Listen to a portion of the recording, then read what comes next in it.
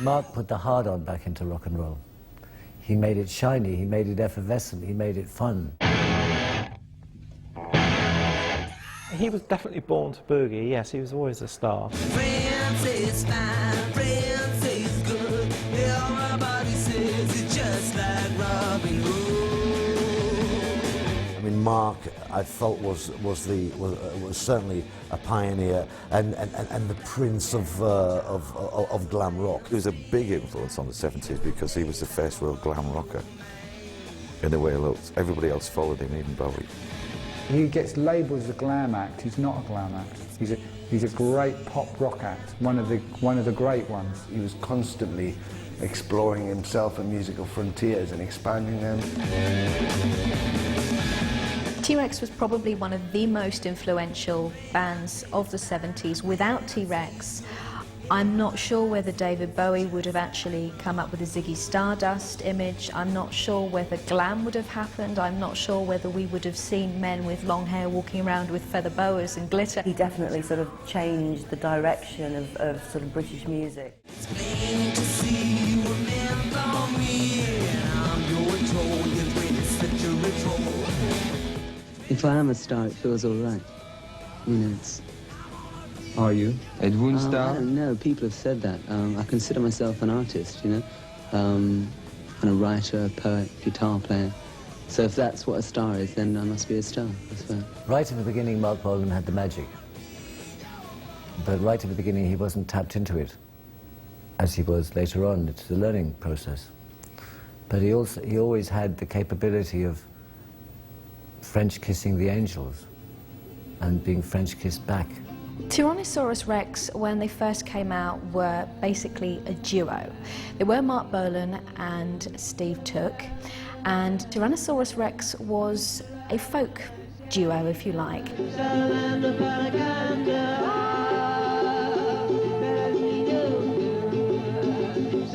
Well, Tyrannosaurus Rex had a great cult following. They really did very, very well on the university circuit and at festivals.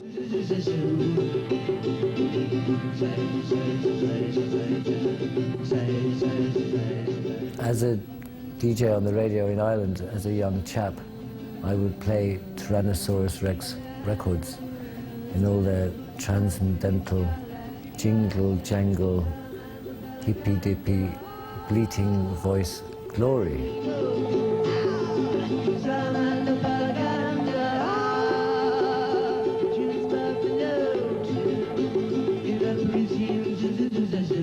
Tyrannosaurus Rex had done 3 albums, which, you know, had not really done much, to be quite honest, as far as sales were concerned, but showed us the creative output of Mr. Bolan's mind.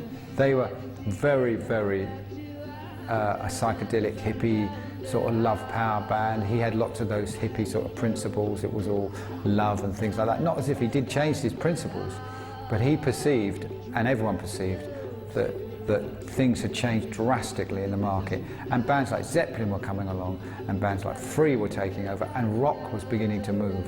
So the early albums had captured this Tyrannosaurus Rex phenomenon, but economically it wasn't going anywhere really, and Marc realised that if he was going to be a big rock star like, say, Roger Daltrey of The Who or somebody he might admire, you know, he realised that he'd have to do something bigger and stronger.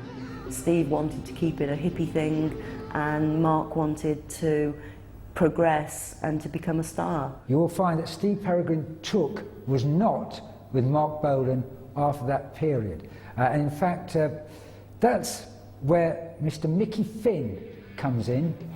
Mickey Finn was, in order to be handsome, charming, lovely man who played the bongos all right.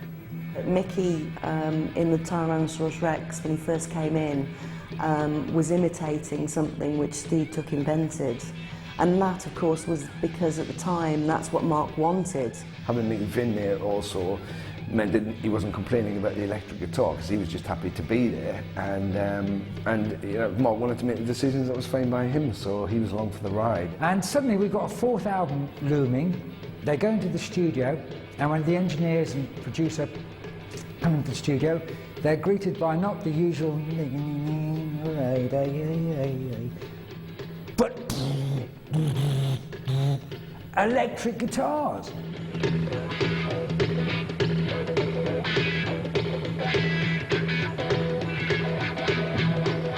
It was a matter of getting off being cross-legged on the stage, plugging in the guitar, shaking it up, and wham bam, thank you ma'am, you know.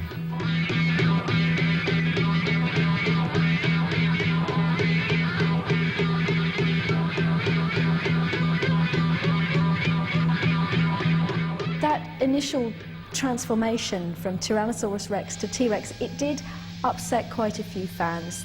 The actual decision to change the name to T-Rex is to do with Tony Visconti, who was producing them at the time. He'd actually discovered Tyrannosaurus Rex.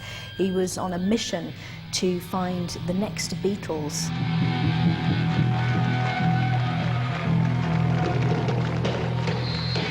First thing had to be done was shorten the name.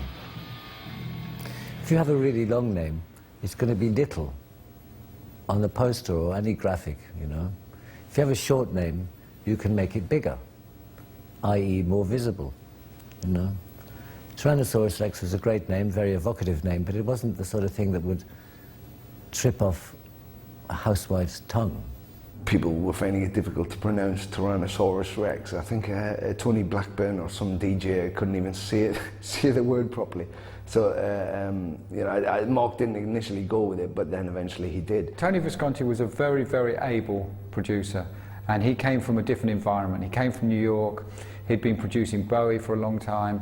His principle was to make records that were radio friendly. Marc Bolan sort of reinvented himself as T-Rex and went into the more rockier side and stuff, you know, that he came up with the more contemporary sort of music.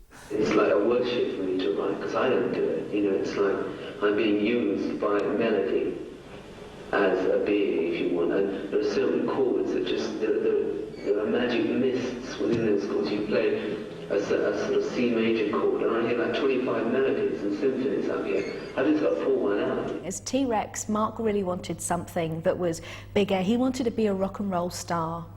And what had happened was he was getting a bit moody about these things, and his wife at the time, his first wife, June Child, just got fed up, and she said, right, go on, go into the bedroom, and I'm going to lock you in there, and tomorrow morning when I come out, I want you to have written at least, you know, a few songs, and we're going to stick it on this album, because I'm just fed up with this.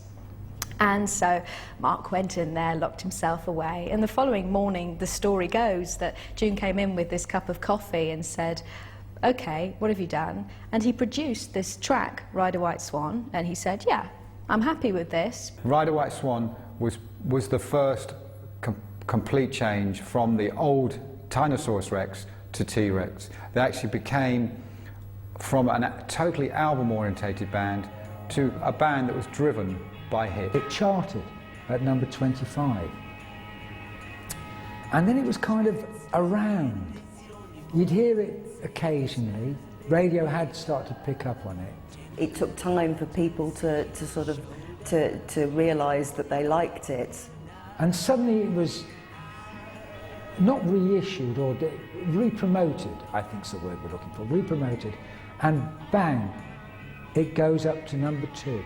DJ started to play it, and the public went bananas. The teenage population discovered Marc Bolan, and overnight, virtually, he was elevated from being an icon of the hippie generation and the King's Road into becoming a nationwide pop idol. Overnight, he's suddenly got this whole new audience of little teeny, weeny, beany, pop pixie children. And it was very different, you know. I think that's why he's such a legend nowadays, because you had all the blues stuff coming through in the late 60s, and all that sort of free and bands like that, and then comes along this little guy with a guitar playing Ride a White Swan.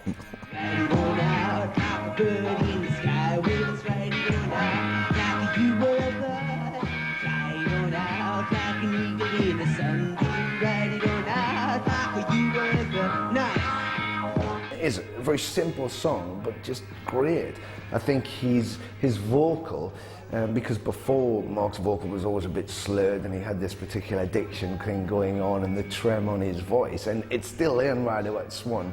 You know, you have to listen close to actually hear about the lyric itself. But you know, fantastic delivery, and already his vocal was starting to mellow out a bit. His diction was becoming a bit clearer, much more commercial again, much more pop oriented. And so suddenly the whimsical fairy tale had a backbeat, and suddenly the poetry had volume, and suddenly girls were looking at his trousers, and suddenly the audience looked like Marc Bolan. Changing the style of the music slightly allowed it to reach a mass audience, really. Was it premedité? No, not at all. It just sort of came into it, you know. It moved into the realm of sort of commercial music on its own, really. I think it's probably the only way that it can happen.